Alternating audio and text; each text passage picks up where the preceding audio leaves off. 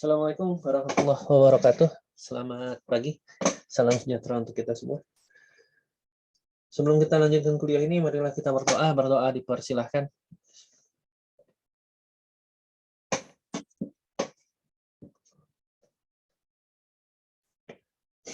Berdoa dicukupkan. Oke. Ini adalah laporan dari teman Anda. EduNext-nya masih error. Yang lain gimana? Masih error kah? Soalnya di saya udah baik-baik saja. Gimana? EduNext-nya masih pada error atau enggak? Agak lemot, Pak. Tadi sempat baik, Pak, tapi sekarang udah error lagi. Oke, kalau gitu kita tunggu aja. Nanti saya perpanjang pengisian daftar hadirnya kalau masih error sampai akhir kuliah. Ya, kita tunggu saja sebentar. Sampai kuliah selesai lah. Oke. Terima kasih infonya. Oke, semoga Anda semua dalam keadaan sehat. Ya. Anda sudah merasakan bagaimana ujian kimia, matematika, dan fisika di ITB, gitu ya. Ya, seperti itulah. Sedikit banyak mungkin sama dengan senior-senior Anda dulunya, gitu ya. Ya, biasalah. Zaman saya juga dulu kayak gitu kok. Ketika di SMA kita ngerasa, wah saya udah paling jago nih ya. Ketika di ITB, kok rasanya SMA saya nggak belajar apa-apa gitu ya. Ya biasalah itu. Saya punya teman, ya ketika ujian fisika dasar, dapat nilainya sesuai nomor punggung kalau main bola gitu ya. Ada yang dapat nomor 9, ada yang dapat nomor 12. Nilainya ya segitu. Ada juga yang dapat nomor 2 gitu ya. Jadi ya ya begitulah ujian di ITB. Jadi selamat menikmati, nikmatin aja gitu ya. Anda bukan orang pertama yang merasakan itu, dan tenang saja Anda juga bukan orang terakhir gitu ya. Jadi silakan lewati proses-proses itu, nikmati saja. Cuma ya Anda tetap harus berusaha ya. Nilainya tidak akan membaik sendiri ya kalau Anda diam-diam saja. Udah banyak nih orang yang lewatin seperti saya, berarti mereka lolos. Oh, saya juga bisa lolos gitu. Ya nggak gitu juga sih sebenarnya. Anda juga harus tetap belajar gitu ya. Oke, kita udah masuk minggu ke-10. Ini adalah minggu ke-10 perkuliahan.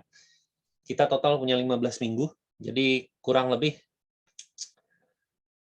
termasuk minggu ini ada 6 minggu lagi gitu ya. Jadi terakhir kita kuliah di bulan Desember. Untuk Anda yang mengikuti kampus tour, ya selamat menikmati masuk kampus ITB gitu ya.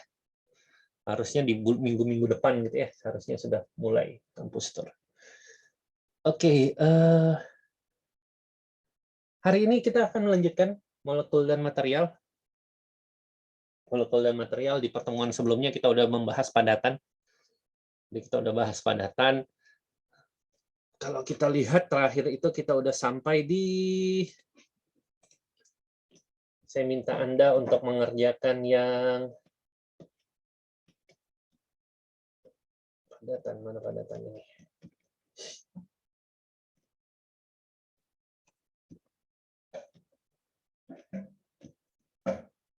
Nah ini, terakhir kita udah membahas ini. Jika saya punya perak dengan jari-jari sekian, Anda diminta menentukan kerapatannya atau massa jenisnya, densitas. Jika dia membentuk kristal sederhana, kubus berpusat badan, dan kubus berpusat muka. Jika saya punya data sebenarnya, kerapatan dari perak adalah sekian, manakah si kubus yang paling sesuai? Nah, ini yang kemarin yang saya coba kerjakan jika dia kubus sederhana. Yang namanya massa jenis, itu adalah massa dibagi volume. Massa dibagi volume, massanya itu adalah mol atom dikali massa molar, di mana mol itu adalah jumlah atom per bilangan Avogadro. Ini jari-jarinya adalah A pangkat 3, di mana A hubungannya adalah 2R. Kita dapatkan 7,49. Di data kita punya 10,6, maka kalau kita pakai kubus sederhana yang nilainya 7,5, maka itu berbeda dengan data sebenarnya. Maka bisa dipastikan bahwa Ag tidak membentuk kristal dengan bentuk kubus sederhana. Jika kita menggunakan BCC, hasilnya 10,76. Sedangkan data kita 10,6, mirip. Gitu ya, mirip sekali. Tapi kita harus coba juga kubus berpusat muka. Nah, ternyata kubus berpusat muka lebih mendekati 10,63. Jadi bisa dipastikan bahwa kubus sederhana tadi 7,49, kubus berpusat badan itu 10,76, berpusat muka 10,63, data sebenarnya 10,6. Jadi yang paling mendekati adalah yang berpusat muka. Kesimpulan kita, AG memiliki struktur kisi kubus berpusat muka. Ya. Oke, itu pertemuan terakhir yang kita bicarakan. Ini berbagai macam kristal, jadi kristal itu bukan hanya logam, ada juga kristal ionik, ada kristal kovalen. Kalau ionik itu dia bentuknya seperti logam juga, yang ini. Nah, ini adalah kristal ionik. Ya. Jadi tidak hanya terdiri dari satu ion, tapi ada beberapa ion. Kemudian ada kristal kovalen tadi. Ini kristal kovalen mulai dari karbon, tapi yang bentuknya diamond, intan. Bentuknya adalah tetrahedral. Silikon juga modelnya sama. Kemudian ada silikon karbida. Dan yang paling terakhir adalah grafit. Jadi grafit itu modelnya layar-layar, sheet by sheet gitu ya, lembar-lembaran. Kalau kristal logam tadi seperti BCC, FCC itu kristal logam. Kristal ionik ada contohnya. Ini adalah kesimpulan dari beberapa jenis kristal. Ya. Ada ionik, ada molekular, ada kovalen, ada metalik logam. Ya. Nanti bisa Anda baca sendiri. Oke, itu mengenai kristal padatan. Sampai di sini ada yang mau ditanyakan mengenai atom, nanti kita latihan. Habis ini kita latihan. Tapi sebelum itu kita akan lihat materinya dulu sampai selesai. Silakan jika ada yang ingin ditanyakan, mangga.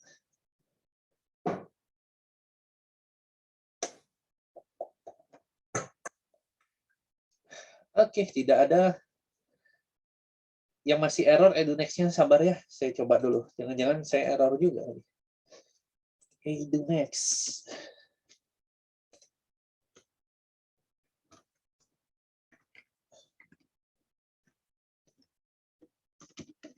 Next.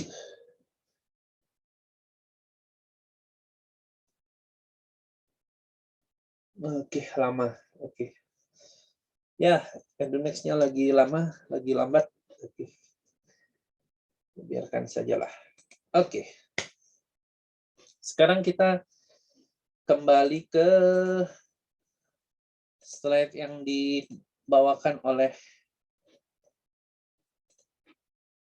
Brown. Ini. Yang versi bahasa Indonesia, saya cuma punya PDF-nya gitu ya. Jadi sudah saya share di grup. Silakan Anda lihat saja di grup gitu ya. Tapi untuk PPT-nya saya cuma punya yang bahasa Inggris. Jadi ya kita pakai yang ini juga. Oke. Terakhir kita udah bicara tentang padatan. Bilangan koordinasi sudah. Fase. Diagram fasa. Oke, sekarang kita lihat ikatan pada padatan yang menjadikan mereka apakah dia logam, insulator, atau semikonduktor. Sifat dari metal, logam bisa dijelaskan berdasarkan ikatannya. Some properties, beberapa sifat dari metal adalah dia mudah dilelehkan, artinya dia bisa dibentuk jadi apapun. Dia bisa ditarik hingga menjadi seperti kawat, dan dia adalah konduktor yang baik untuk panas maupun listrik. Ikatan pada logam tidak bisa dijelaskan secara sederhana seperti ikatan ionik atau ikatan kovalen. Karena pada ionik itu terjadi transfer elektron, sedangkan pada kovalen itu terjadi pemakaian elektron bersama. Pada logam tidak terjadi kedua hal tersebut. Karena pada logam hampir tidak ada perbedaan keelektronegatifan antar ionnya atau antar logamnya, antar atomnya. Sehingga mereka tidak bisa membentuk senyawa ionik. Nah, kemudian di kulit terakhir itu tidak terisi penuh. Artinya itu tidak bisa membentuk ikatan kovalen. Nah, akhirnya ada model baru mengenai ikatan pada logam yang disebut Sea of Electron model. Model lautan elektron atau awan elektron. Dia menjelaskan bahwa seluruh elektron valensi dari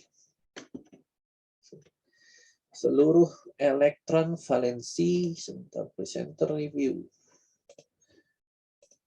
Oke. Jadi elektron valensi terdelokalisasi, artinya disebarkan dan bisa bergerak bebas, move freely through the solid. Jadi bisa bergerak bebas pada padatannya. Model ini bisa menjelaskan kemampuan dia meleleh, kemampuan dia ditarik, dan konduktivitasnya.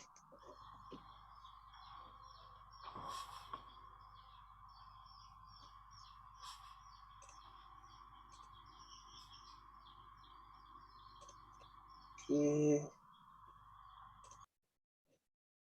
Nah, modelnya seperti ini.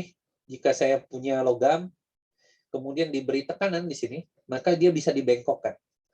Artinya, logamnya dan elektronnya itu bisa mudah untuk digerakkan.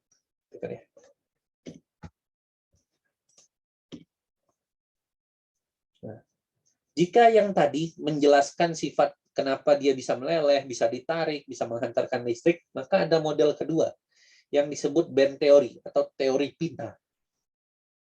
Teori pita ini adalah kuantitatif model dari ikatan pada padatan. Artinya dia bisa menjelaskan secara kuantitatif, tidak hanya kualitatif, tidak hanya secara teori, tapi bisa diberikan secara perhitungan. Ini menjelaskan mengenai fungsi gelombang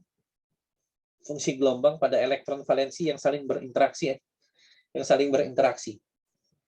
Kemudian ada orbital bonding, orbital ikatan, dan orbital anti ikatan. Tapi kita nggak bahas sampai di sana. Intinya, jika saya nggak akan ngejelasin ini, intinya seperti ini. Misalkan saya punya litium 2s. Nah, litium itu nomor atomnya 3. Litium nomor atomnya 3, dia punya 1s2, 2s2, gitu ya. 2s2, 2s1. Jadi kalau dia cuma ada satu atom, maka orbitalnya cuma 1. Tapi kalau ada 2 atom Li, artinya ada 2 atom Li, masing-masing punya 1 elektron valensi, dan masing-masing punya 1 orbital. Maka ketika mereka berikatan, ada 2 orbital, yang di bawah kita sebut orbital ikatan, yang atas anti ikatan. Artinya yang di atas tidak digunakan untuk berikatan. Sama seperti sebelumnya, 1 orbital itu hanya bisa 2 elektron. Jadi ini 1 elektron, maka ada 2 isinya di bawah. Kalau ada 4, modelnya seperti ini. 2 di bawah, 2 di atas. Isi 4 elektron di bawah semua. Kalau jumlah Li-nya banyak, N-nya menuju tak hingga gitu ya, maka garis-garis tersebut akan merapat menjadi seperti pita. Jadi ketika garisnya 2 masih kelihatan, tapi ketika garisnya udah banyak gitu ya, maka yang terjadi adalah seperti itu. Garisnya bergabung menjadi pita. Nah, yang di bawah itu kita sebut sebagai orbital ikatan.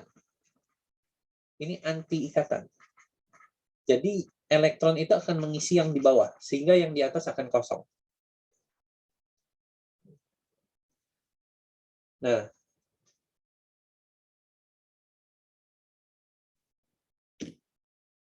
kalau saya punya kalsium gitu ya, nomor atomnya 20,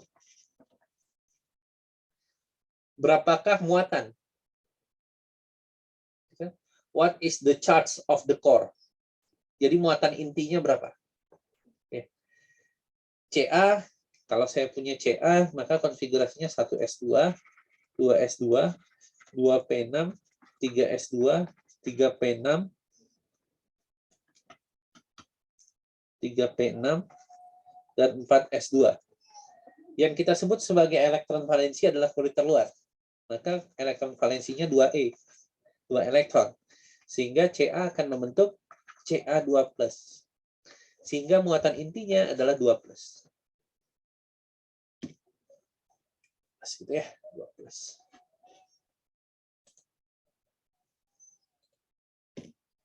Nah, efek dari teori pita ini adalah konduktivitas. Konduktivitas listrik tepatnya. Elektron akan mengisi energi yang lebih rendah. Jadi pita yang di bawah dulu, pita orbital ikatan.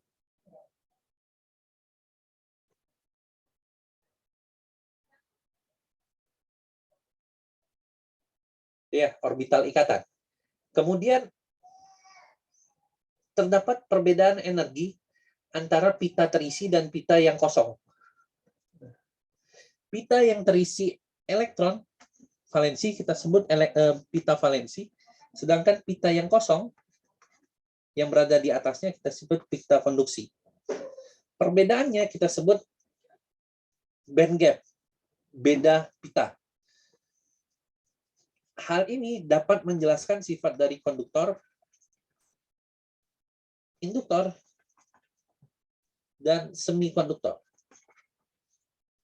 Jadi kalau saya punya pita tadi, ada bawah, ada pita atas. Yang di atas kita sebut konduksi, pita konduksi. Yang di bawah kita sebut pita valensi. Ya. Nah, elektron bisa pindah. Bisa pindah dari pita valensi ke pita konduksi. Gitu. Jika dia pindahnya mudah, artinya beda antara band gaps antara pita valensi dan konduksinya kecil, itu akan menghasilkan konduktor.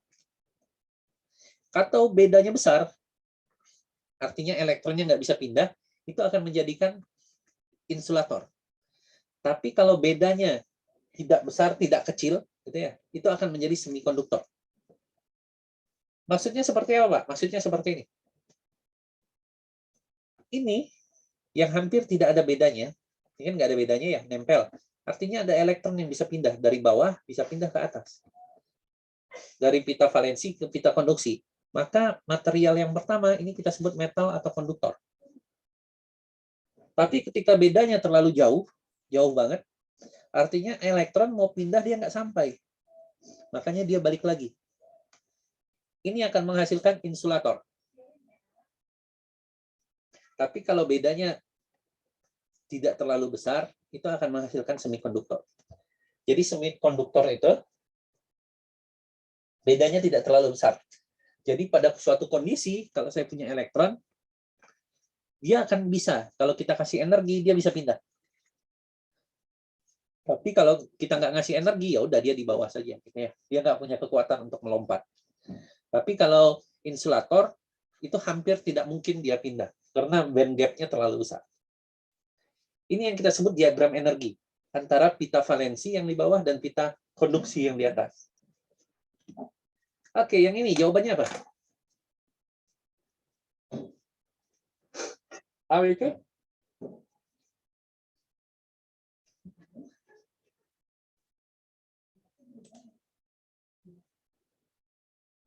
Jawabannya apa?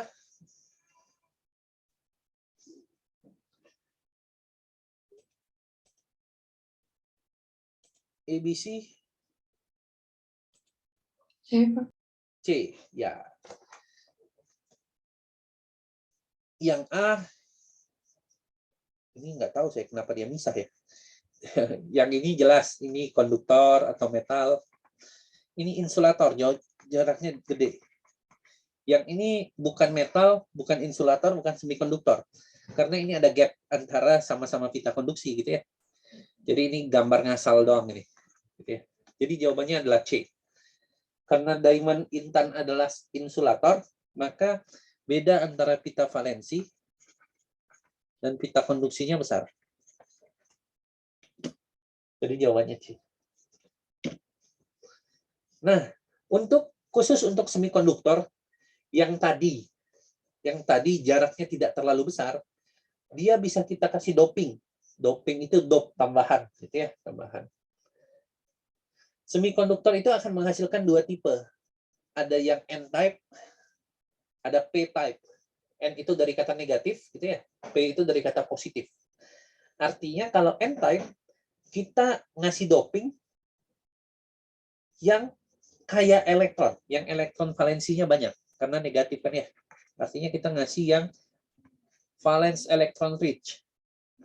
P-type, kita sebaliknya ngasih yang elektronnya sedikit. Maksudnya apa? Maksudnya ini. Nggak jelas ini. Nah, ini. Ini adalah N-type. Negatif. Artinya kita ngasih, ini kan ada jarak ya. Elektron nggak bisa loncat ke sini langsung, nggak bisa. Maka kita kasih jembatan. Jembatannya, gitu ya. Jembatannya kayak elektron. Sehingga bukan elektron ini yang pindah ke atas, bukan yang ini, tapi elektron dari dopingnya yang pindah ke atas. Jadi pada semikonduktor negatif, kita ngasih tambahan material baru yang lebih negatif, yang elektronnya lebih banyak.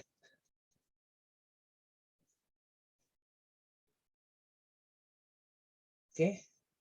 Misalnya saya punya silikon. Saya doping dengan fosfor. Silikon itu nomor atomnya 14. Fosfor nomor atomnya 15. Elektron valensinya lebih banyak. Maka dia akan menghasilkan N-type. Kalau positif, sebaliknya. Kita ngasih yang lain, cuma yang miskin elektron. Jadi nggak ada elektron di sini. Cuma dia ngasih lubang doang. Agar elektron dari bawah bisa pindah ke atas. Jadi nggak harus loncat ke atas. Dia cukup pindah ke jembatannya saja. Syaratnya di jembatan itu harus ada ruang kosong. Kalau silikon itu nomor atomnya 14, maka kita bisa nambahin yang elektronnya lebih sedikit. Misalnya aluminium, yang nomor atomnya 13. Jadi, kesimpulannya, kalau saya punya silikon, nomor atomnya 14, kalau dia didoping pakai fosfor yang 15, maka akan menghasilkan N-type. Negatif. Karena yang ditambahkan elektronnya lebih banyak. Tapi kalau dia didoping dengan aluminium, yang lebih sedikit elektronnya, maka ini akan menghasilkan positif. Oke. Sekarang kita lihat. Kalau saya punya pure germanium, nomor atomnya ini, germanium, nomor atomnya 32.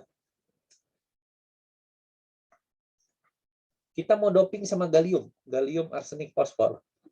Gallium 3 arsenik sama fosfor. Gallium arsenik fosfor. Gallium itu nomor atomnya 32.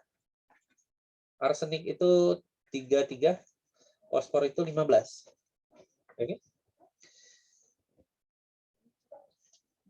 Sekarang saya mau doping germanium. Kalau saya pakai gallium, dihasilkannya apa? Positif negatif? Sorry, germanium ini, gallium itu 31, sorry. Gallium 31. 31. Kalau saya doping germaniumnya pakai gallium, saya dapatkan tipe apa? N atau P?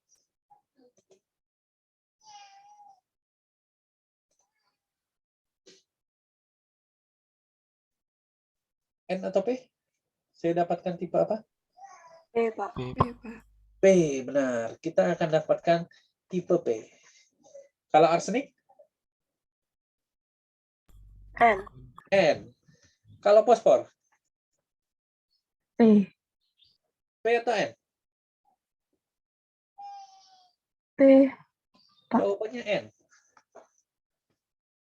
Ingat, yang dilihat adalah elektron valensi. Germanium. Germanium itu 32, gitu ya. valensinya dia golongan 14, maka valensinya 4. Gitu ya. Ini valensinya, elektron valensinya 4. Fosfor itu golongan 15. Maka elektron valensinya 5. Mana yang lebih banyak elektron?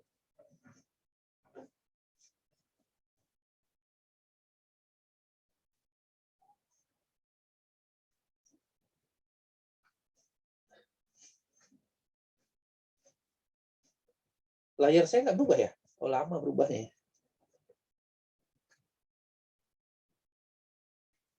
Jadi yang dilihat itu adalah elektron valensinya saja ya. Elektron valensinya. Jadi germanium itu elektron valensinya 4, dia golongan 14. Fosfor nomor atomnya 15, elektronnya benar 15, lebih sedikit. Tapi elektron valensinya lebih banyak karena dia golongan 15. Valensinya 5. Maka kalau germanium saya doping menggunakan fosfor, maka yang dihasilkan adalah negatif type. Bukan positif. Ya. Jadi yang dilihat adalah elektron valensinya. Nah, jadi jembatan PN ini bisa dibuat, gitu ya. Jadi digabungkan bisa. Nah, umumnya seperti itu. Tujuannya agar dia bisa pindahnya lebih baik. Ini nanti nggak kita bahas banyak, gitu ya. Nah, silikon. Nomor atomnya 14.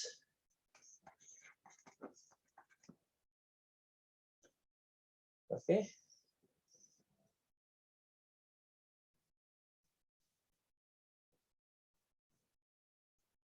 AS nomor atomnya 33.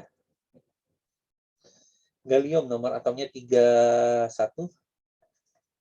32. Fosfor 15. Jawabannya apa?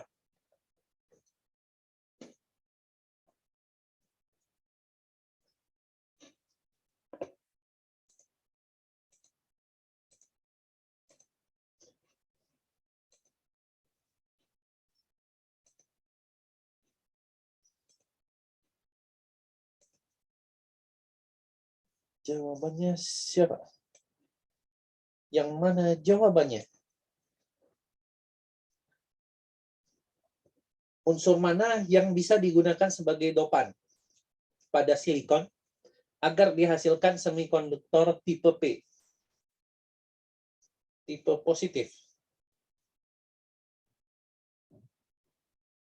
Kalau dilihat jumlah elektronnya, semuanya lebih banyak daripada Si. Tapi kita nggak lihat jumlah elektronnya. Yang kita lihat adalah elektron valensinya. Gallium, Pak. Oke, ada yang jawab gallium. Di chat gallium juga. Sekarang kita lihat tabel periodik.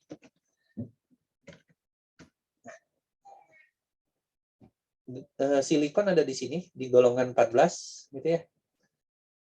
Kemudian apa aja pilihannya tadi?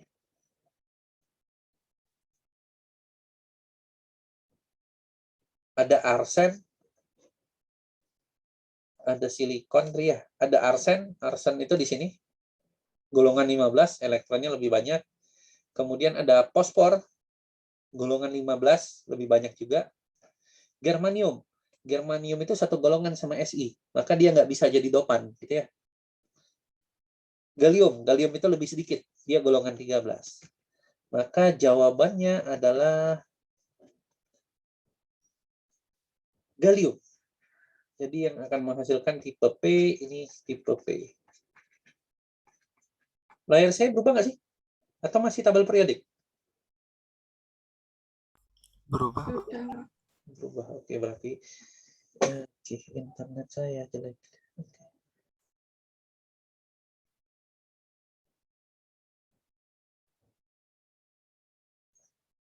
Oke. Oke. Gallium jawabannya. Benar. Oke, itu mengenai padatan dan logam. Selanjutnya kita akan bicara tentang gaya antar molekul. Sampai di sini dulu, ada yang mau ditanyakan? Silakan. Jadi bahasan pertama adalah padatan. kita bicara kisi kristal.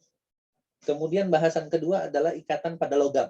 Kita bicara tentang teori lautan elektron dan teori pita. Teori pita itu menjelaskan tentang pita valensi dan pita konduksi. Bagaimana dia menjadi logam, konduktor, gitu ya, insulator, atau semikonduktor. Ketika jadi semikonduktor, kita bisa buat dia menjadi dua tipe, tipe positif dan tipe negatif, tergantung dopan yang kita tambahkan, gitu ya, dopan yang kita tambahkan.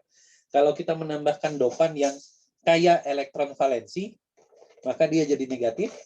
Kalau kita nambahin dopan yang kaya atau yang miskin elektron valensi, maka dia akan menghasilkan semikonduktor tipe P positif. Itu yang kita bahas di dua bahasan sebelumnya. Baik, silakan kalau ada yang mau ditanyakan. Nope, tidak ada. Oke, kalau tidak ada, selanjutnya adalah gaya antar molekul. Nah, kalau di pertemuan-pertemuan sebelumnya kita bicara ikatan dalam satu molekul, maka ini adalah interaksi antar molekul. Jadi kalau saya bicarakan H2O gitu ya, kita tidak membicarakan ikatan antara H dan O, tapi kita membicarakan interaksi antara H2O dengan H2O yang lain. Nah, ada berbagai macam interaksi. Nah, untuk semua molekul, baris pertama bahwa gaya dispersi, gitu ya, gaya dispersi dimiliki oleh semua molekul. Jadi gaya ini disebut sebagai gaya London. Jadi gaya dispersi itu dimiliki oleh semua molekul. Semua molekul punya gaya dispersi yang kita sebut sebagai gaya London. Nah, gaya ini dimiliki oleh semua molekul yang sebenarnya punya interaksi apapun, asalkan dia punya massa. Gitu ya. Nah,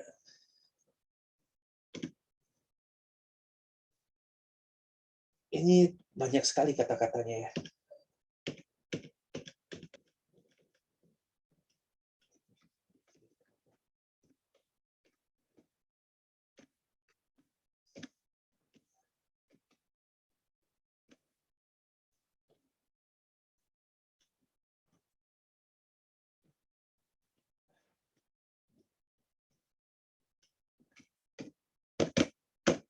Oke, saya jelasin di tempat lain saja lah. Kalau begitu, oke, kita jelaskan di sini saja. Jadi gaya intramolekul, gaya antar interaksi.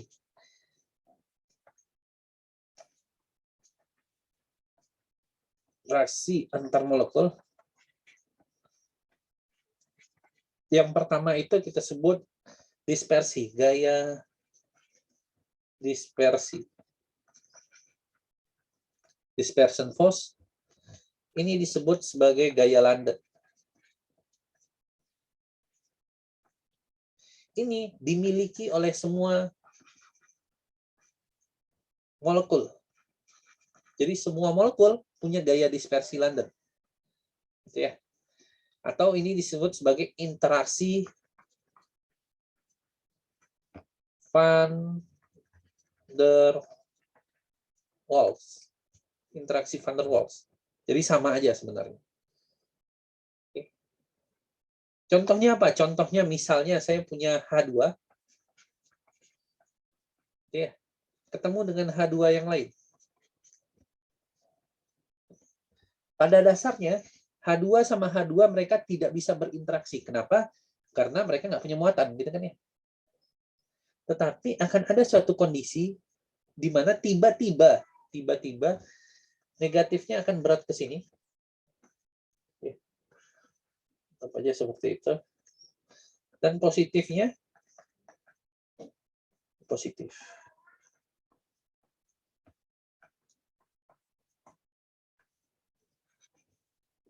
Nah, jadi ketika ada pemisahan muatan sejenak, gitu ya, sejenak.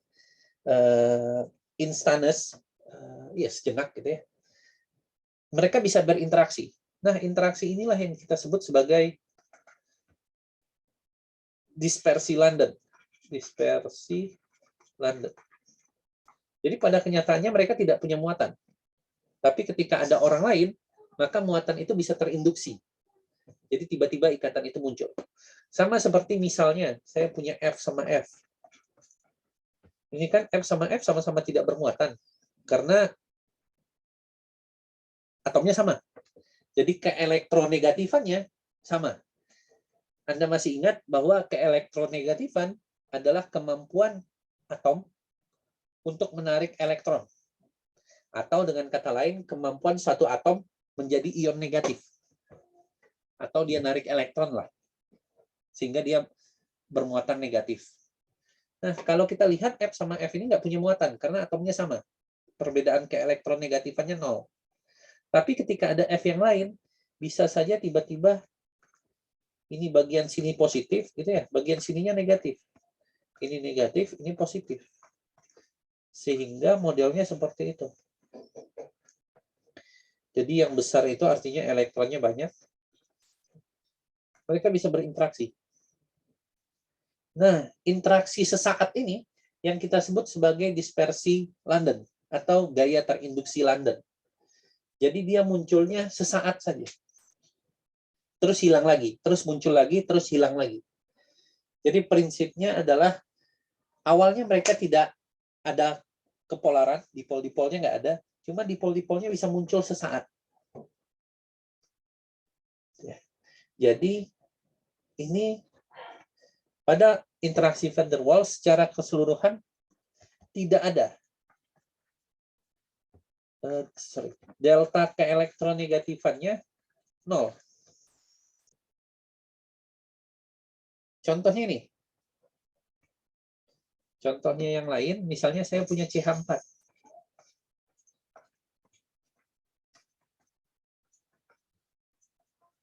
Ini molekulnya polar atau enggak? Polar atau tidak? Atau sebelum itu, C sama H, ada beda keelektronegatifan nggak? C sama H. Ada tidak? Enggak ya, Pak. Kita lihat di electronegativity table Pauling scale. Kita lihat. Ini deh. Kelihatan nggak ya? Ini aja. Open image in new tab. Aduh, gede banget. Nih, C sama H. Ada bedanya nggak? C sama H. Ada beda keelektronegatifan? Ada, Pak. Ada kan? Maka kalau di sini yang lebih negatif siapa?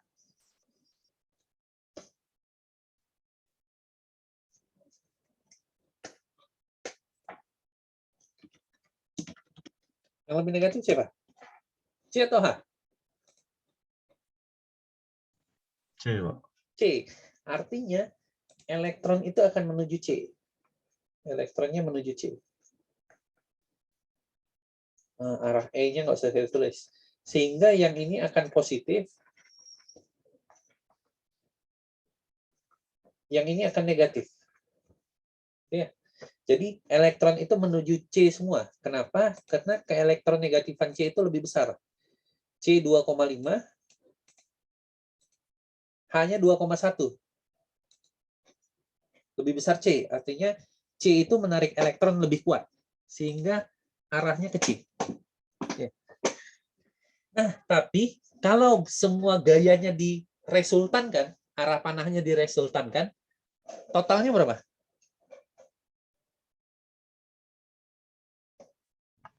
0, Pak. 0 kan ya? Jadi semua panahnya ada dari atas atau bawah, kiri, kanan. Jadi kalau ditotalkan, maka totalnya, resultannya, totalnya 0. Maka CH4 ini, ikatan antara C sama H itu polar. Tetapi CH4 itu sifatnya non-polar. Kenapa bisa polar? Karena ada beda keelektronegatifannya. C2,5, H2,1. Ada bedanya. Gitu kan ya? Tapi secara keseluruhan, kalau CH4 saya jumlahkan keseluruhannya, maka dia perbedaan keelektronegatifannya 0. Sehingga dia non-polar. Resultannya kita jumlahkan, dia jadi 0. Oke ya. Nah, molekul non-polar ini gitu ya, bisa berinteraksi dengan CH4 yang lain. Nah, interaksi inilah yang disebut sebagai interaksi van der Waals, gaya dispersi London.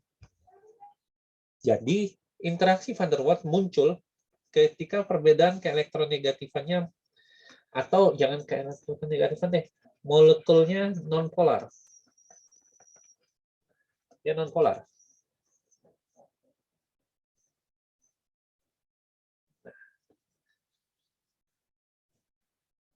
Itu non-polar. Bagaimana kalau dia polar? Nah, kalau dia polar, dia akan membentuk interaksi dipol-dipol. Contohnya apa? Contohnya HCl. Yang lebih negatif siapa? H atau Cl?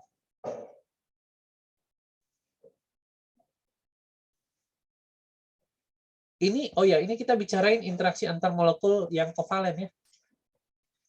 Kovalen. Jadi HCl itu kovalen ya. Kovalen. Dia bukan ionik. Kovalen. H sama Cl. Mana yang lebih negatif? Nih. H sama Cl. Mana yang lebih negatif? CL. Cl. Maka elektronnya akan ke Cl gitu kan ya. Makanya Cl-nya negatif, H-nya positif. Kalau ini seumur hidup dia akan positif ada negatif. Ketemu lagi dengan HCl yang lain, yang satu negatif, satu positif juga. Interaksi Cl- sama H yang beda molekul, ini yang kita sebut sebagai interaksi dipol-dipol. Jadi senyawa polar dengan senyawa polar, itu interaksi dipol-dipol. Kalau yang HH ini, awalnya mereka sama.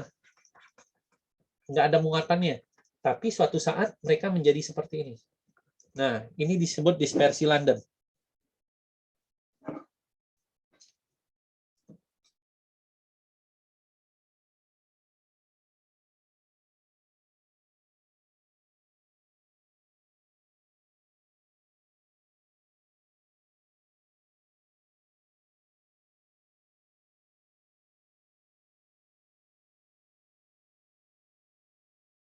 Oke. Jadi, kalau dispersi London, itu untuk yang muatannya muncul sesaat saja. Tapi kalau yang dipol-dipol, molekulnya sudah polar duluan. Jadi ini untuk molekul polar. Bagaimana? Satu lagi yang kita sebut sebagai hidrogen. Hidrogen itu khusus untuk molekul polar, tapi khususnya itu untuk antara H dengan N, O, dan F. Khusus NOF saja. Kenapa khusus dia? Karena kalau kita lihat tabel periodik, FON, gitu ya. Nah, FON ini, itu yang paling besar. Sama CL. Kenapa CL enggak, Pak? Karena kalau CL itu tangannya cuma satu. Kalau N itu nilainya besar, tapi tangannya bisa 3. Makanya dia dibuat khusus. Jadi H dengan NOF, khusus H dengan NOF. Contohnya apa? Contohnya ini. Misalnya ada H dengan F ketemu dengan H2O. Ini negatif, ini positif, ini negatif, positif, gitu ya.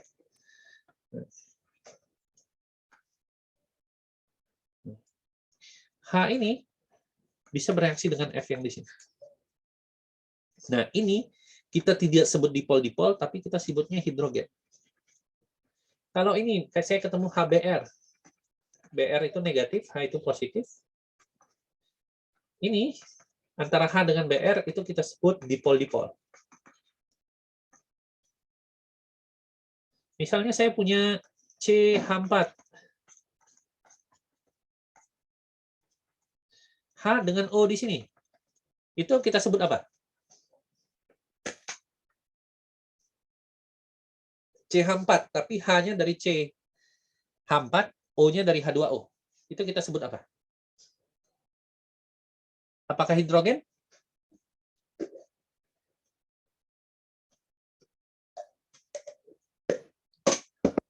Hidrogen bukan? Iya, Pak, hidrogen. Jawabannya tidak. Hidrogen itu syaratnya ini tadi. Hanya nempel di NOF. Tapi tidak semua H boleh. Yang boleh itu adalah H yang nempel dengan NOF juga. Jadi ini, H ini boleh nih. Ke F. Ini hidrogen. Karena H-nya nempel di O. H ini ke O. Hidrogen bukan. Lihat, H-nya nempel ke siapa? Oh, nempelnya ke C. Bukan ke N, O, atau F. Sehingga ini bukan hidrogen. Ini bukan hidrogen. Jadi syaratnya hidrogen itu hanya ke NOF dan hanya nempel ke NOF juga. Ya, jadi ada 3 ini interaksinya. Oke, saya tinggal sebentar. Dilihat dulu, silakan.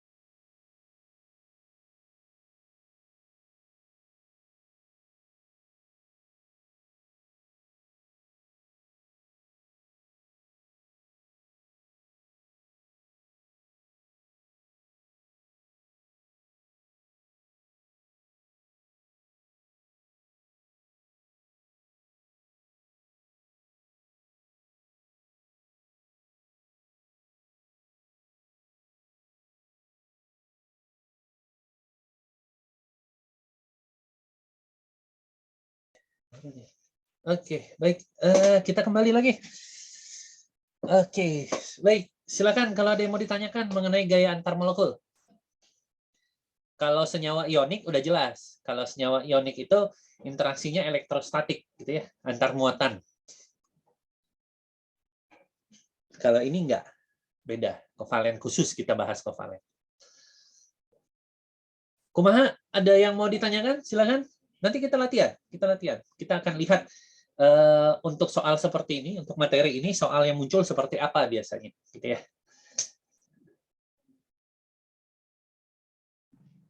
Pak, izin bertanya. Boleh, silakan. Lu tadi jadinya kalau yang CH4 ikatan sama H2O ngebentuk ikatan apa ya Pak jadinya? Interaksinya van der Waals jatuhnya.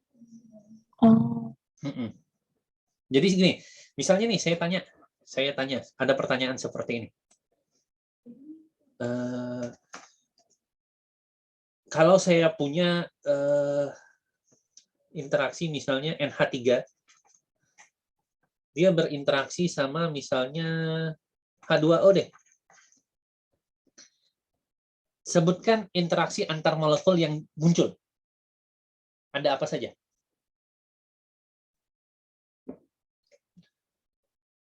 Yang muncul apa ya?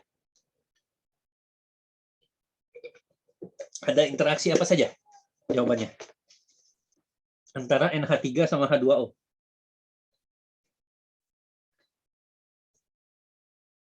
NH3 bentuknya ya NH3. Hanya ada 3. H2O. Interaksi apa aja yang muncul? Yang dimilikinya? Hidrogen, Pak. Hidrogen, benar. Hidrogen. Ada lagi? dipol-dipol Pak. Dipol-dipol muncul. Ada lagi?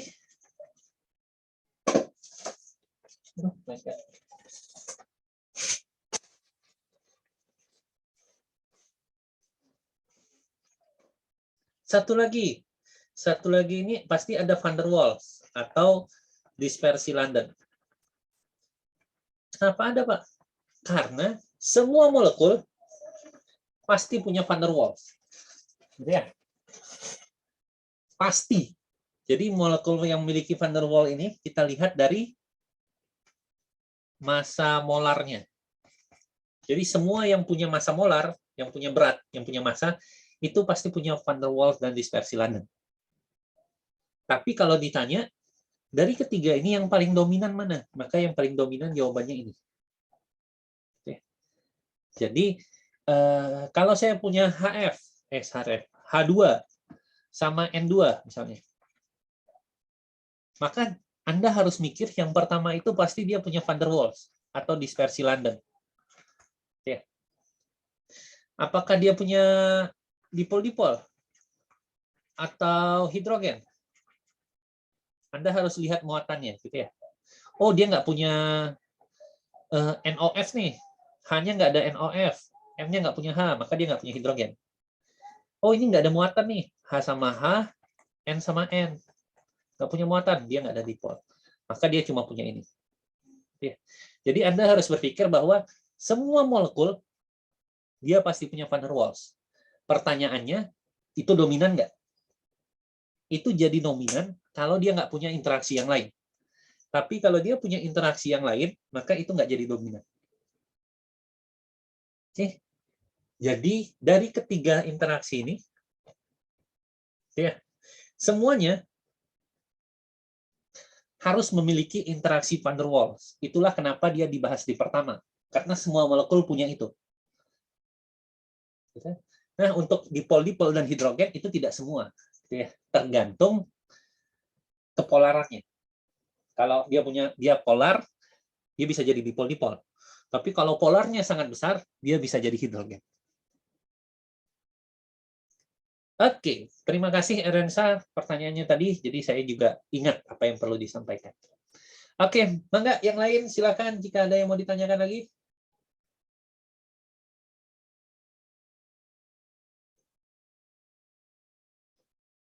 Silahkan, silahkan.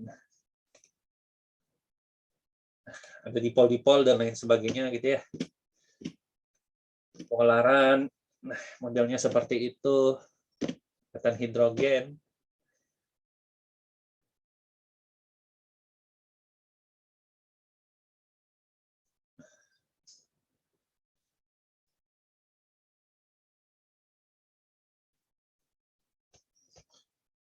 Nah, di sini ditanya nih. CH4, CH3F, sama CH3OH. Ada apa saja interaksinya? Yang pertama CH4, dia punya siapa saja? CH4, CH3F, sama CH3OH. Kalau saya gambar, CH-nya ada 4, CH-nya ada 3, COH. Nah, pertanyaannya yang pertama, untuk CH4 ada siapa saja?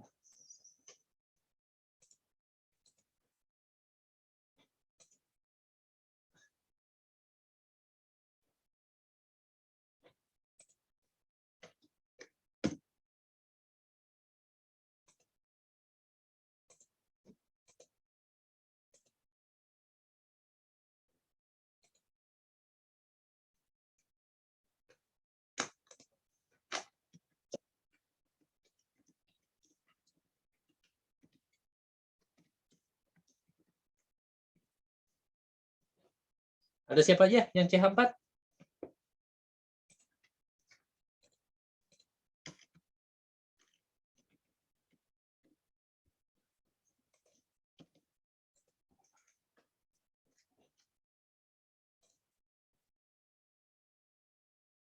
Siapa saja?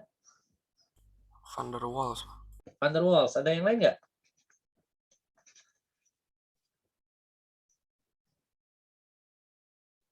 Ada yang lain?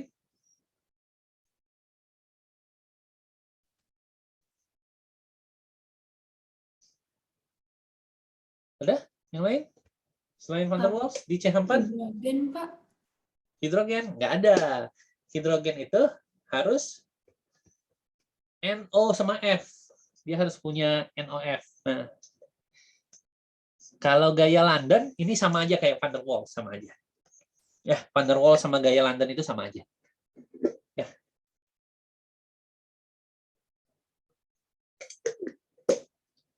Sama saja. Jadi untuk CH4 karena dia nonpolar, interaksinya sama ininya keelektronegatifannya semuanya menuju ke C, maka dia nonpolar, dia punya Van der Waals.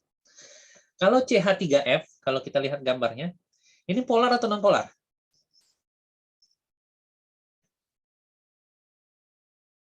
Non-polar. Jawabannya polar. Ini elektronnya ke sini, ke C, ke C, ke C, tapi C-nya ke F. Kita lihat di sini. Nih, F itu lebih elektronegatif kan ya dibanding C? F sama C lebih elektronegatif F kan ya? Maka ketarik ke sana.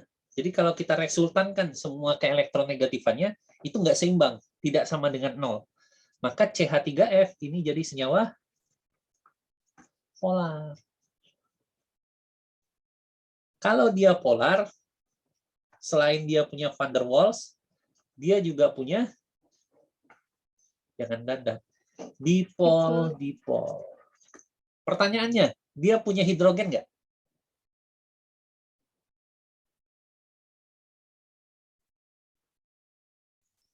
Punya Enggak, hidrogen? Pak. Jawabannya enggak. Kan hidrogen itu antara H dengan NOF. F-nya ada nih. Tapi F di sini nggak megang H. Artinya dia nggak boleh ada hidrogen. Karena yang boleh hidrogen itu adalah H dengan NOF, molekulnya beda, tapi H di sini harus nempel juga ke NOF. Contohnya tadi, misalnya saya punya HF sama H2O. Kemudian ada H2 gitu ya. Nah, H ini ke O boleh, ini hidrogen, H sama O. Tapi H ini nggak boleh sama hidrogen. Karena, kenapa yang ini boleh, Pak? Karena H ini dia pegangannya sama F. H ini pegangannya sama H juga. Maka dia nggak boleh. Jadi yang boleh itu adalah antara H dengan NOF, molekulnya beda. Syaratnya H yang megang ini, megang O, F, dan N dari yang lain, dia juga harus nempel langsung di NOF. Jadi nggak boleh sembarangan yang punya hidrogen. Jadi CH3F, dia cuma punya van der Waals dan dipol-dipol. Dia nggak punya hidrogen. Kalau CH3OH, dia punya apa saja? Punya apa saja? Ikatan hidrogen. Hidrogen. Hidrogen saja? Ada yang lain?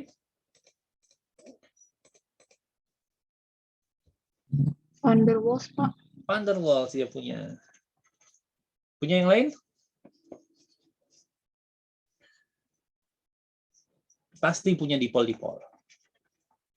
Kenapa? Karena dia ada beda ke elektronegatifan juga. Oh, ini kan ya. Jadi misalnya nih, CH3OH sama CH3OH yang lain. Kalau H sama O-nya kan jelas, hidrogen. Tapi kan bisa juga C dengan O-nya. Belok-belok. Ah, sini. Nah, itu dipol-dipol. Sorry, yang tadi, yang ditanya Erensa tadi, sorry. Mana tadi ya? Nah, di sini. Di sini. Yang ini itu dipol-dipol ya, sorry. CH4H ini dengan O di sini bukan van der Waals, tapi dipol-dipol. Karena dia punya perbedaan ke elektronegatifan. Itu dipol-dipol. Ya, dipol-dipol. Jadi dia punya semuanya nih, hidrogen, van der Waals, dipol-dipol. Cuma yang paling dominan adalah hidrogen. Oke, sampai di sini dulu. Kita bicara tentang interaksi. Jadi ingat bahwa van der Waals selama dia punya massa, dia akan punya van der Waals atau dispersi London. Oke. Kalau dipol-dipol tergantung dia polar atau non polar. Hidrogen dia harus polar, tapi dia juga bukan tapi, dan dia harus punya NOF.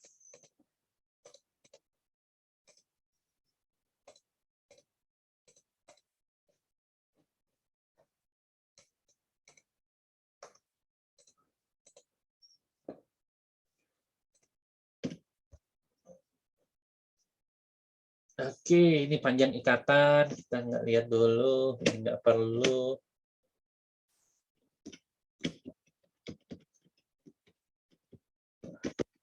Lagi, sedikit lagi. Silakan kalau ada yang mau ditanyakan. Nggak ada dulu, oke. Kita lanjutin dulu sedikit lagi. Bagian terakhir, kita akan melihat efek dari gaya antar molekul pada cairan. Oke. Kenapa? Karena cairan ini adalah fase terkondensasi sebelum jadi padatan gitu kan ya. Dari gas dia bisa dimampatkan menjadi cairan, baru cairan itu bisa jadi padatan. Nah, kita nggak bahas teorinya, kita langsung saja. Apa saja yang kita bahas? Yang pertama adalah tekanan uap. Tekanan uap adalah tekanan fase gas di mana terjadi kesetimbangan antara fase cair dan fase gasnya. Tekanan uap adalah sifat khusus pada temperatur tertentu. Jadi misalnya saya punya tekanan tertentu, tekanan uap sekian, itu pada temperatur sekian. Jadi kalau temperaturnya berbeda, maka tekanan uapnya akan berbeda. There is a distribution of kinetic energy for liquid at a given temperature. Jadi kenapa dia khusus pada temperatur tertentu? Karena pada temperatur tertentu energi kinetiknya itu ya segitu, gitu kan ya. Karena energi kinetik itu sebanding dengan temperatur. Ketika temperaturnya berubah, maka energi kinetiknya berubah. Sehingga distribusi energi kinetik pada setiap molekulnya juga berbeda. Sehingga tekanan uapnya pasti berbeda. Pada molekul cairan, di permukaan, dari liquid, ketika energi kinetiknya lebih besar, maka dia akan berubah menjadi gas. Jadi ketika dia energinya besar sekali, daripada energi kinetik di dalam larutan, maka dia akan menguap jadi fasa gas. Jadi fasa gas itu adalah fasa di mana energi kinetiknya paling tinggi dibanding fasa cairan dan fasa padatan. Tekanan uap akan meningkat dengan naiknya temperatur. Artinya kalau temperaturnya ditinggikan, maka energi kinetik akan naik. Ketika energi kinetik naik, dia akan lebih mudah menguap. Cairan dengan gaya antar molekul yang lebih lemah, liquid dengan gaya intermolekular yang lebih besar, gaya antar molekul yang lebih besar, pasti memiliki temperatur uap yang rendah. Have lower vapor pressure. Masuk akal. Jadi, jika pada cairan gaya interaksi molekulnya kuat, artinya ketika dia mau menguap, dia ketahan. Dia sulit menguap. Sehingga ketika sulit menguap, tekanan uapnya rendah. Nah, cairan dengan tekanan uap tinggi disebut dengan volatil. Volatil itu mudah menguap. Gitu ya.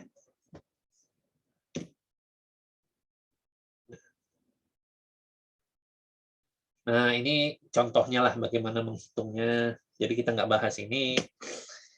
Nah, oke. Jadi bahasan pertama kita tadi adalah ini. Ini kita hijau. Jadi pada cairan kita akan membahas 3 bahasan. Yang pertama tekanan uap.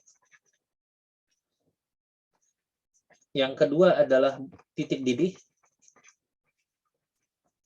Yang ketiga adalah tegangan permukaan, surface tension. Tekanan uap itu berbanding terbalik dengan interaksi antar molekul. Jadi kalau interaksinya kuat, maka tekanan uapnya rendah, sulit menguap. Ya, sulit menguap. Tapi kalau interaksi molekulnya kuat, interaksi molekulnya lemah, maka tekanan uapnya besar, mudah menguap. Yang kedua, titik didih. Titik didih adalah titik di mana terjadi kesetimbangan antara fasa cair dan fasa gas. Jadi yang namanya mendidih itu dari cair ke gas, gitu kan ya. Maka titik didih adalah temperatur di mana cair dan gas itu setimbang. Dan titik didih itu bergantung pada temperatur. Pada tekanan. Nah, kalau Anda pernah mendengar titik didih air 100 derajat, itu kita sebut titik didih normal. Kenapa? Karena 100 derajat itu hanya terjadi pada 760 torr atau 1 atm. Jadi yang normal itu 1 atm. Jadi kalau Anda lihat handphone Anda, gitu ya, kemudian Anda lihat, Anda sinkronkan dengan weather, gitu ya, dengan cuaca, kemudian Anda bisa lihat tekanan udara di lokasi Anda saat itu. Kalau tekanan udara Anda lebih rendah dari 760, misalnya di 570 di sini, gitu ya, maka bisa dipastikan bahwa air di rumah Anda akan mendidih di bawah suhu 100 derajat Celcius.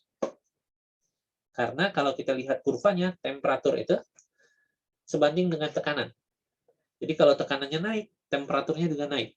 Kalau tekanan di rumah Anda itu kurang dari 1 atm, maka temperatur mendidihnya air akan lebih rendah dari 100 derajat Celcius. Ya. Titik didih ini juga bergantung pada itu, gaya antar molekul. Ketika gaya antar molekulnya kuat, maka titik tekanan uapnya jadi rendah dan dia jadi lebih mudah menguap.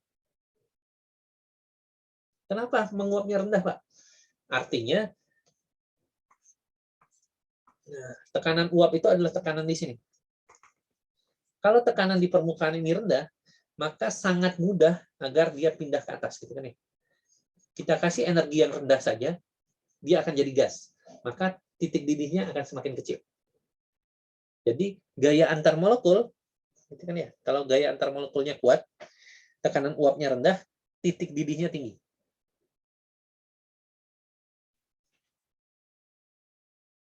Sorry, penjelasan saya kebalik berarti. Sorry, ini bukan. Nah, kalau tekanan uapnya rendah, artinya titik didihnya tinggi. Artinya kalau tekanan uapnya rendah, artinya dia sulit menguap. Kalau dia sulit menguap, maka kita harus kasih temperatur yang lebih tinggi. Jadi, kalau tadi gaya antar molekul berbanding terbalik sama tekanan uap, di sini gaya antar molekul sebanding sama titik didih. Contohnya ini. Mana ya? Yang satu golongan deh. Ini aja. Kalau saya punya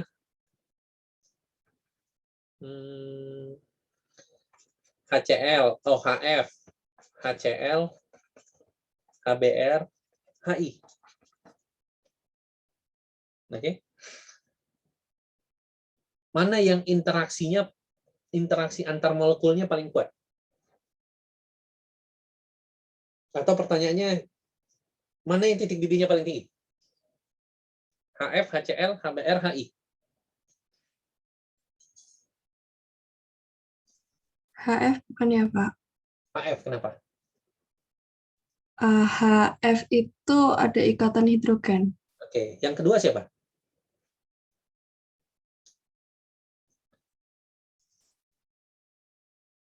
Dari bawah bukan ya, Pak? Dari bawah. Nah, ini 1, ini 2, 3, 4. Kita lihat aja di sini. Boiling point. Boiling point HF. HF itu 19,5. Kita catat dulu. HF 19,5. HCl. HCl. Minus 80,5. Ya, minus 80,5. 85,05, sorry. Minus 85,05 derajat Celcius.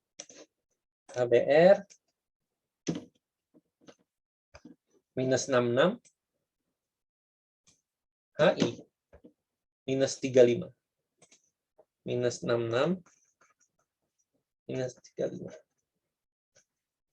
Nah, jadi yang paling besar itu adalah HF, paling tinggi. HI, HBr, HCl. HF paling besar karena dia punya hidrogen. Kenapa nggak HCl yang kedua, Pak? Kan dia lebih polar. Nah, jadi yang menentukan titik didih yang pertama adalah van der Waals. Ikatan van der Waals. Ikatan van der Waals yang lebih kuat, dia akan punya titik didih lebih tinggi. Cara ngelihat van der Waals dari mana? Lihat massa molarnya. Atau cari yang paling berat. Oke, cari paling berat. Itu interaksi van der Waals-nya paling kuat, paling besar. Jadi kalau ini yang paling berat itu ini, HI paling berat. Jadi ini harusnya 1, 2, 3, 4. Harusnya seperti itu kalau kita lihat van der Waals. Nah, ternyata sebelum van der Waals, Anda harus lihat dia punya hidrogen atau enggak. Hidrogen atau tidak. Ya. Kalau dia punya hidrogen, maka dia akan jadi nomor 1.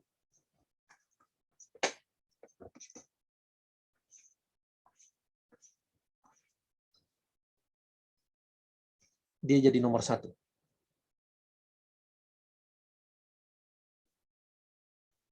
Oke. Jadi yang menentukan pertama itu adalah van der Waals. Cari yang paling berat. Tapi tunggu dulu. Lihat ada hidrogen nggak? Oh, ada hidrogen. Maka hidrogen akan mengalahkan van der Waals. Contohnya, misalnya saya punya ini.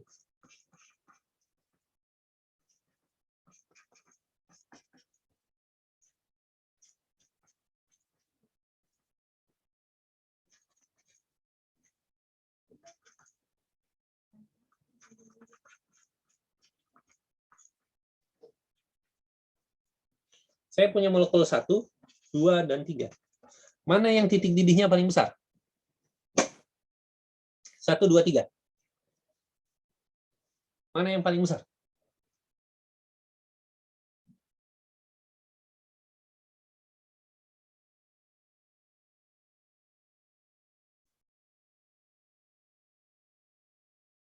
Mana yang paling besar? 1, 2, 3.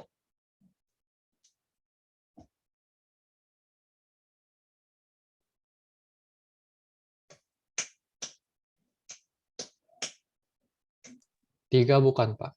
3. Ini yang nomor satunya. Ya, nomor 2-nya siapa? Nomor 1. Nomor 2?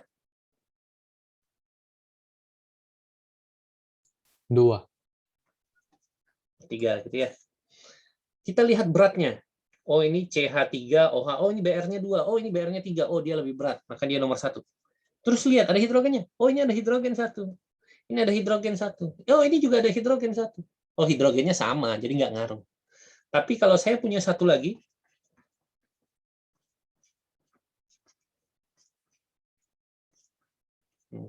kayak gitu, ini hidrogennya ada 2. Maka ini akan jadi nomor 1, ini jadi nomor 2. Ini jadi nomor 3, ini jadi nomor 4. Oke. Jadi, lihat yang paling berat, kemudian lihat hidrogennya. Kalau ada hidrogennya, maka dia akan menyalip jadi peringkat pertama, gitu ya. Tapi kalau hidrogennya lebih banyak.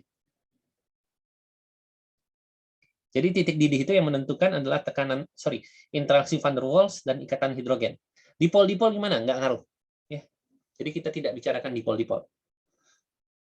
Misalnya saya punya satu lagi nih. Yang satu lagi antara dua ini. CBr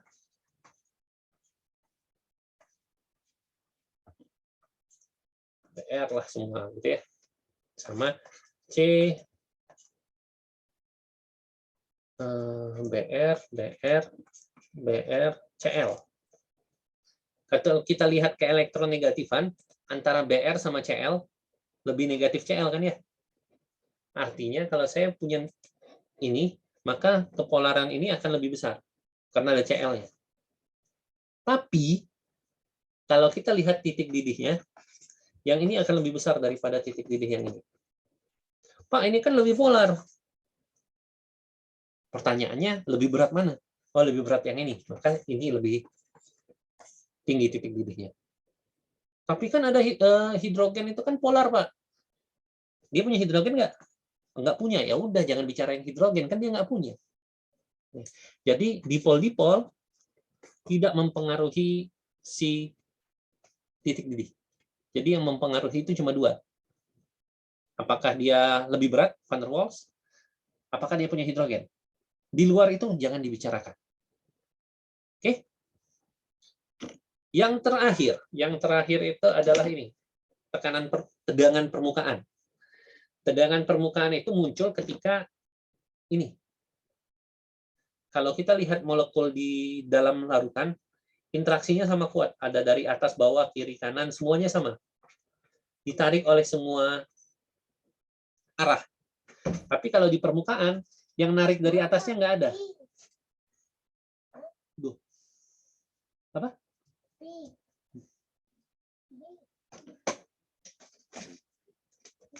Oke.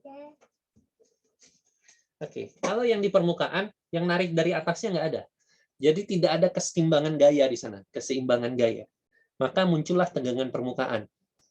Jadi tegangan permukaan itu adalah the result dari molekul di permukaan yang memiliki interaksi antar molekul yang lebih lemah daripada yang di dalam larutan. Ini akan hubungannya sama kohesi dan adesi. Ada yang bentuknya gitu, oke. Ada yang bentuknya cembung. Ada meniskus cekung, ada meniskus cembung. Konveks, konkav. Nah, kohesi itu antara liquid dengan liquid. Jadi interaksi antara cairan sama cairannya lebih kuat. Kalau adesi itu antara cairan sama permukaan ini, permukaan dinding. Itu lebih kuat. Jadi kalau Anda bentuknya ini cekung, itu adesinya lebih kuat. Adesi lebih kuat. Jadi interaksi antara cairan sama permukaan wadah itu lebih kuat. Sehingga bentuknya cekung. Tapi kalau bentuknya cembung, larutannya itu menjauhi permukaan. Kalau dia menjauhi, maka kohesinya lebih kuat. Cairan sama cairannya lebih kuat. Surface tension. Nah, pertanyaan ini, silakan. Jawabannya apa?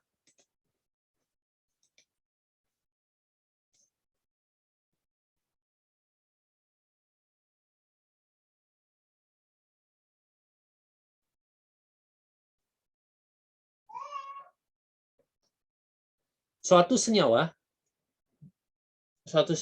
yang memiliki titik didih yang rendah akan juga memiliki sifat yang rendah untuk, bentar, ini aneh jawabannya.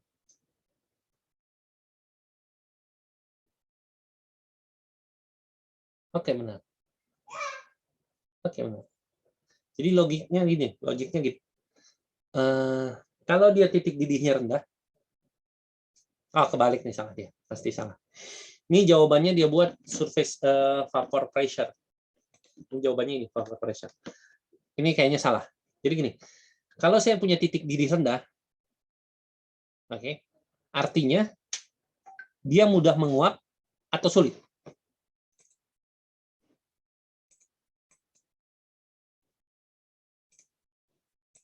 Mudah, Pak. Mudah. Kalau dia mudah menguap, tekanan uapnya besar kecil.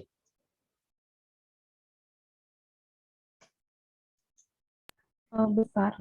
Besar. Karena kalau dia mudah menguap, artinya uap di sini jumlahnya banyak, gitu kan ya. Kalau uapnya banyak di sini, pasti tekanannya meningkat. Gitu kan ya. Artinya dia mudah menguap. Jadi kalau titik didihnya rendah, maka tekanan uapnya akan besar. Dia mudah menguap juga. Surface tension-nya yang turun. Ini surface tension harusnya. Artinya kalau tekanannya uapnya rendah, tekanan uapnya rendah, dia mudah menguap. Oh enggak, surface tension-nya malah tinggi juga. Oke. Jadi konsepnya seperti itu. Polimer nggak kita bahas ya, polimer nggak kita bahas. Nggak masuk bahasan. Nggak masuk bahasan.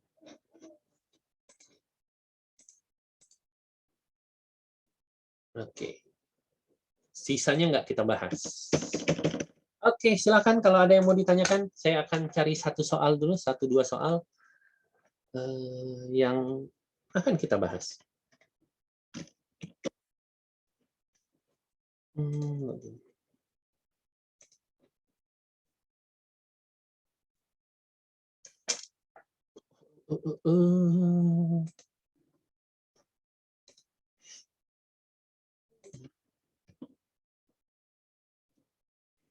Question.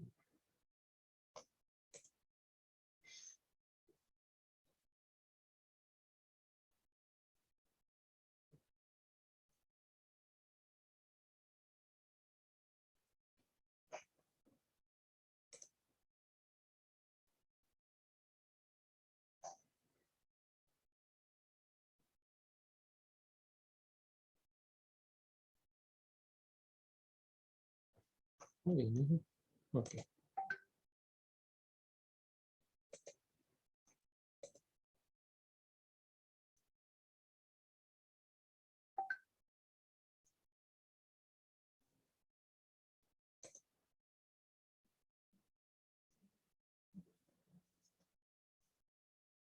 Nah, inilah boleh. Preview.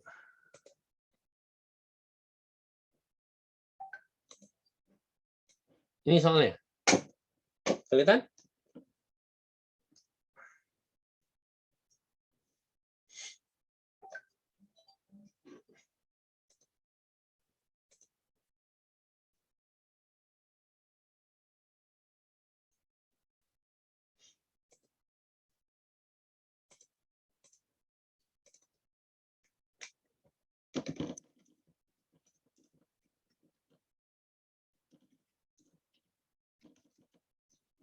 Kelihatan? Coba kerjakan. Gambar di bawah ini merupakan struktur unit sel silikon yang sebagian atomnya digantikan oleh germanium. Oke.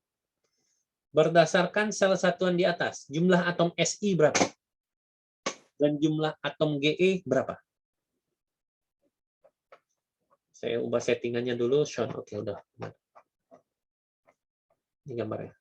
Si berapa? Ge berapa?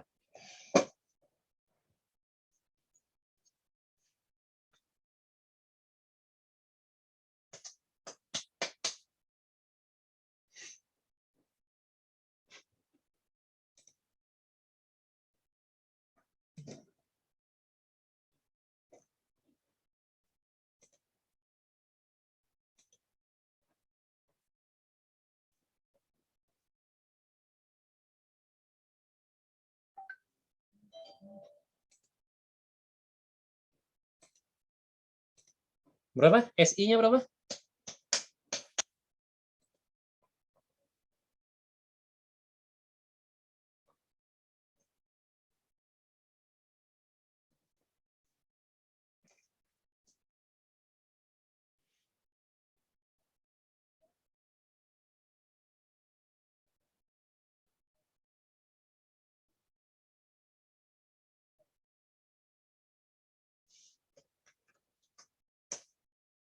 Ayo, berapa? Si-nya berapa?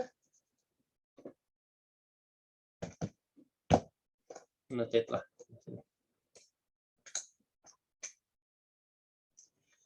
Si, annotate. Si berapa? Ge berapa?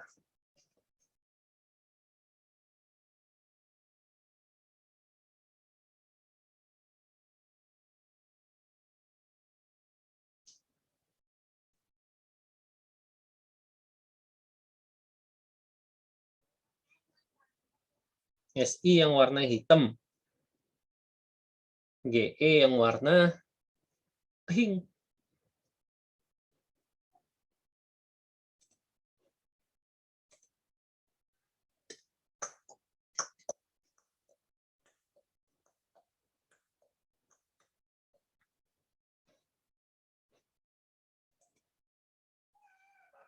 Berapa Si?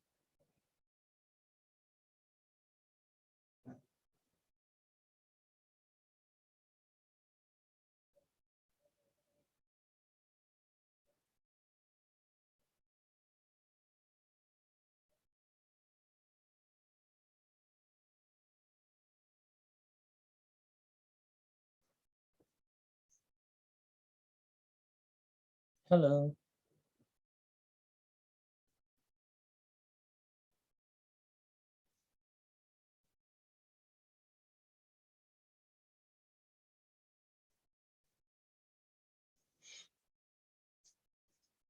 Berapa? Ayo.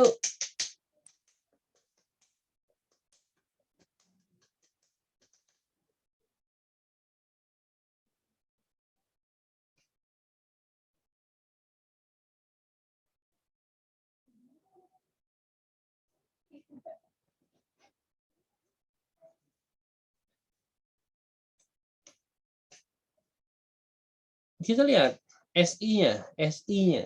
Si yang mana aja? Ada di pojok berapa?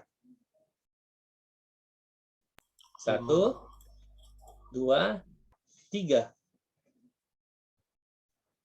4, 5. Ada 5 kan yang di pojok? Benar?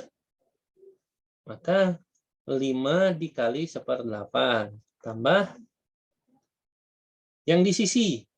Ada 1, ada 2, ada 3, ada 4. 4 kali sisi itu setengah.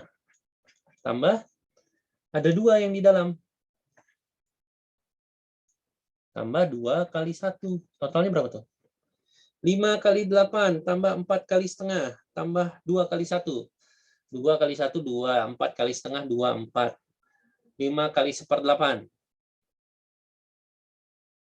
5 kali 1/8 berapa tuh?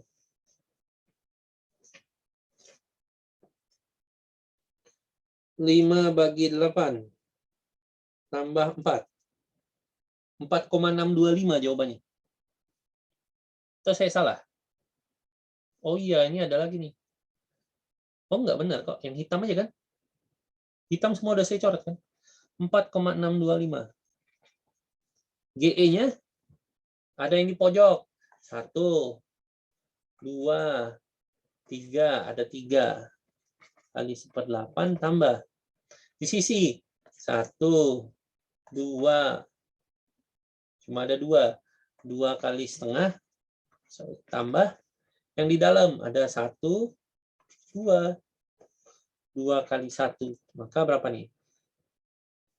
2 tambah 1 tambah 3 bagi 2 tambah 1 tambah 3 bagi 8.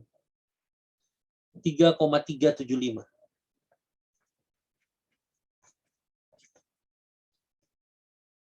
Oh, kita isi. Clear. Clear. Kita isi ini 4,625. 3,375. Periksa. Submit and finish.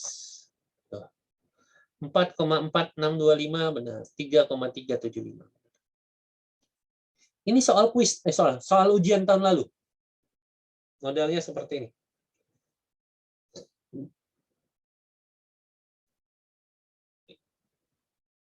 Jadi harus bisa ngitung itu.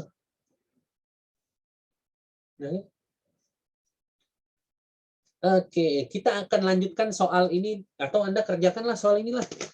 Saya copy-in deh. Gimana cara copy-nya? Atau Anda screenshot aja, screenshot. Kita start again. Nomor 1 dulu deh. Nomor 1, wah banyak nih. Ini dulu nomor 1. Saya taruh di grup. Nomor 1-nya, soal nomor 1. Copy grup WA.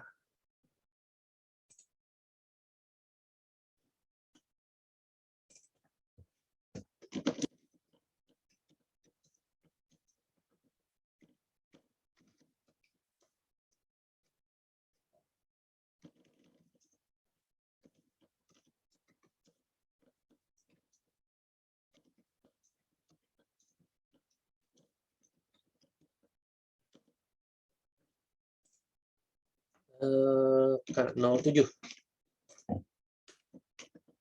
Soal pertama. Masih soal pertama juga. Masih soal pertama.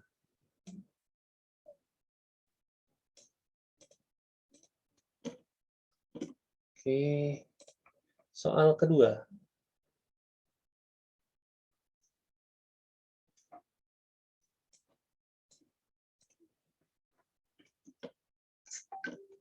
Salah. Salah nge-screenshot saya.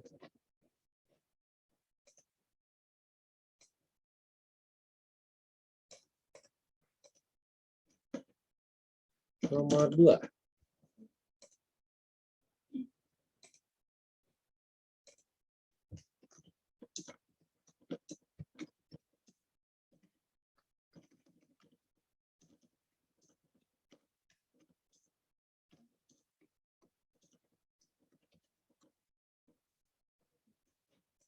Nomor 3. Salah. Nomor 3.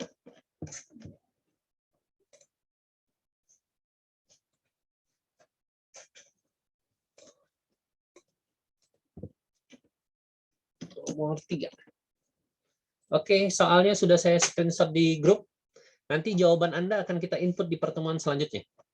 Jadi kita lihat jawaban Anda semua. Nggak semua sih, beberapa lah. Ya. Jadi kita lihat benar atau salah. Ini soal tahun lalu. Atau saya coba lihat soal yang lain.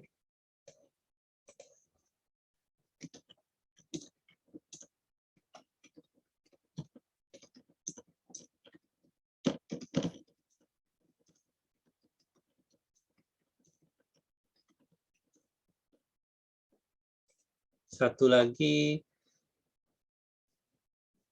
Oke, sebentar. Wait. preview. Nah, ini. Nomor 2-nya nggak usah, nomor 1-nya saja. Ini salah. 1-nya.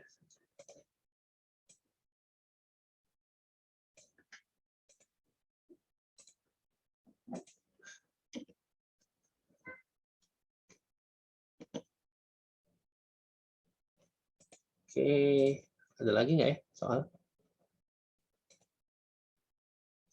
ikatan kesetimbangan? Ini apa nih?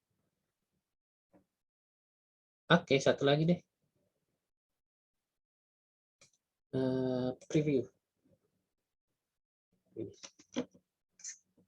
Ini salah. Ini.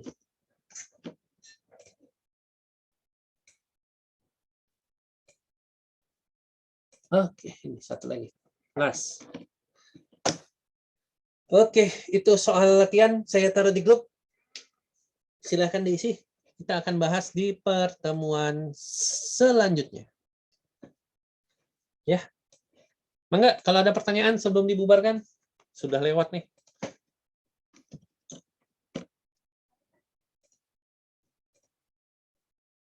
Pak, saya mau bertanya, Pak.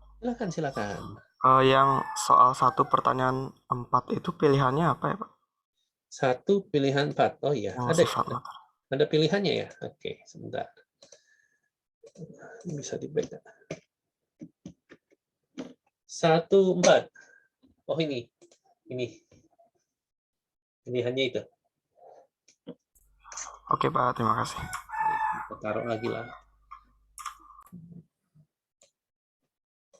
Kita taruh di grup lagi. Oh. Ini ya, 1, 4. Pilihan nomor 4. Nomor 1 bagian 4. Oke, yang lain silakan. Ini. Oke, sepertinya cukup hari ini. Sudah banyak sekali sepertinya. Oke, pertemuan hari ini kita cukupkan sampai di sini. Terima kasih atas kehadirannya. Pertemuan selanjutnya kita latihan dan akan masuk ke bagian kinetik. Karena ya kuis masih lama sih memang, cuma kita harus masuk ke kinetik karena kinetik dan kimia inti akan masuk ke bahan kuis. Oke, baik. Terima kasih atas kehadirannya. Jaga kesehatan, makan yang benar, istirahat yang cukup. Jangan menyesali apa yang telah terjadi gitu ya. Anda masih punya perjalanan panjang ke depannya. Nikmati saja. Selamat pagi, selamat melanjutkan aktivitas. Assalamualaikum warahmatullahi wabarakatuh. Waalaikumsalam. Waalaikumsalam warahmatullahi wabarakatuh. Terima kasih banyak, Pak. Terima kasih, Pak. Terima kasih, Pak. Sama-sama.